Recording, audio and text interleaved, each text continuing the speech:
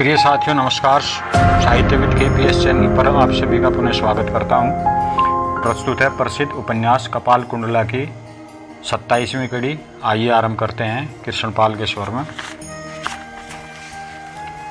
चंद्र अस्त हुए, विश्वमंडल पर अंधकार का पर्दा पड़ गया। कापालिक ने जहां अपना पूजा स्थान बनाया था वहीं कपाल कुंडला को वह ले गया। गंगा तट पर वह एक बृहत बालू की भूमि है, उसके सामने ही एक और बहुत बड़ी रेतीली भूमि है, वहीं शमशान है। दोनों रेतीली भूमियों के बीच जल बढ़ने के समय पानी रहता है, पानी उतर जाने के समय नहीं रहता।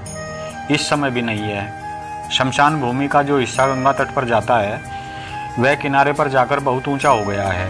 उसके नीचे अगाध जल है।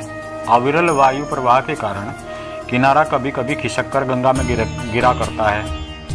पूजा के स्थान में दीपक न था, केवल जलती लकड़ी से प्रकाश था, ऐसा प्रकाश जो उसकी भयानकता को बढ़ा रहा था। पास में ही पूजा, होम, बलि का सारा सामान मौजूद था।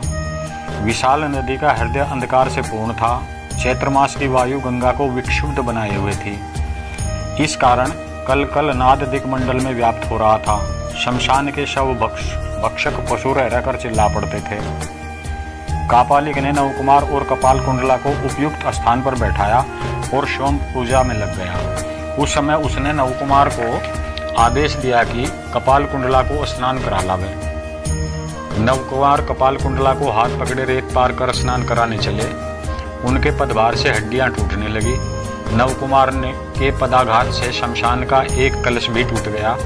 उसके पास ही एक शव पड़ा हुआ था। हत भोग का किसी ने संस्कार तक न किया था। दोनों के ही पद से उसका स्पर्श हुआ। कपाल कुंडला उसे बचाकर निकल गई, लेकिन नवकुमार उसे पददलित कर गई। शव भक्षक पशु चारों तरफ घूम रहे थे। दोनों उनको जहां उपस्थित देख वे सब चिल्ला उठे। कोई आक्रमण करने आया तो कोई भाग गया। कपाल कुंडला ने देखा कि नवकुमार का हाथ कांप रहा है। कपाल कुंडला स्वयं निर्भय निष्कंप थी। कपाल कुंडला ने पूछा, स्वामिन क्या डर लगता है? नवकुमार का मदिरा मोह क्रमशः क्षीण होता जा रहा था। गंभीर स्वर से नवकुमार ने कहा, भय से मरण में ही नहीं। कपाल कुंडला ने फिर पूछा, तब कांपते क्यों हो? यह प्रश्न कपाल कुंडला ने जिस स्वर से किया वह केवल रमणी हृदय से ही संभव था। जब कोई रमणी पराये दुख से दुखी होती है तभी ऐसा स्वर निकलता है। कौन जानता था कि साक्षात शमशान में ऐसी आवाज कपाल कुंडला के मुंह से निकलेगी। नवकुमार ने कहा, भय से नहीं, रो नहीं पाता हूँ, क्रोध से कांपता हूँ। कपाल कुंडला ने पूछा, रोओगे क्यों? फिर वही कंठ। नवकुमार बोले, क्यों रोऊंगा? तुम क्या समझोगी मरण में? तुम तो कभी सौंदर्य देखकर उन्मत्त हुई नहीं। कहते कहते यातना से नवकुमार का गला भर गया।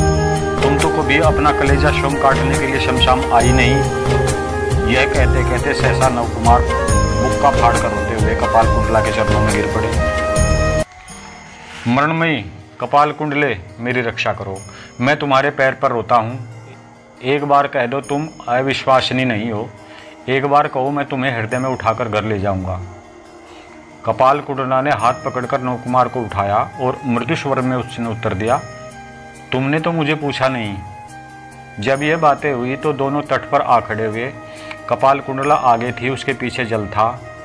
जल का उच्छ्वास शुरू हो गया था। कपाल कुंडला एक ढुए पर खड़ी थी। उसने जवाब दिया, तुमने तो मुझसे पूछा ही नहीं।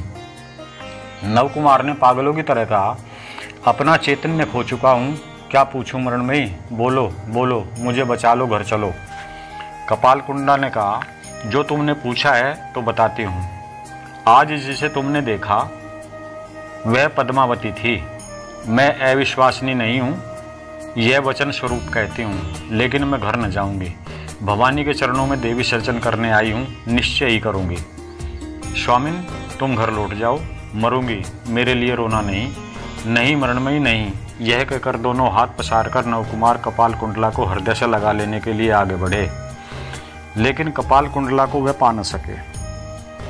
चैत्रवायु से एक जल तरंग ने उस ढुए को टक्कर ली और वह ढुआ कपाल कुंडला के साथ बड़े ही शब्द से नदी के जल में जा गिरा। नवकुमार ने भीषण शब्द सुना। कपाल कुंडला को अंतर्हित होते देखा। तुरंत वे भी एक छलांग में जल में जा रहे।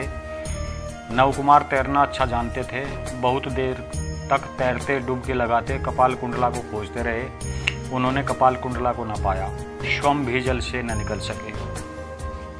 उस अनंत गंगा प्रवाह में वसंत वायु विक्षुब्ध बीचियों में आंदोलित होते हुए कपाल कुंडला और नवकुमार कहाँ गए, कोई नहीं जान पाया। साथियों, प्रसिद्ध उपन्यासकार एवं अन्य अनेक सुप्रसिद्ध रचनाओं के रचनाकार तथा हमारे मधुर राष्ट्रीय गीत के रचयिता स्वर्गीय बंकिम चंद्र चटर्जी जी द्वारा रचित प्रसिद्ध बांग्ला उपन्यास कपाल कुंडला समाप्त होता है। कैसा लगा, अपने विचारों से अवश्य अवगत कराएंगे, ऐसी आशा के साथ विनम्र प्रणाम। कृपया चैनल को लाइक, शेयर, सब्सक्राइब अवश्य करें। धन्यवाद।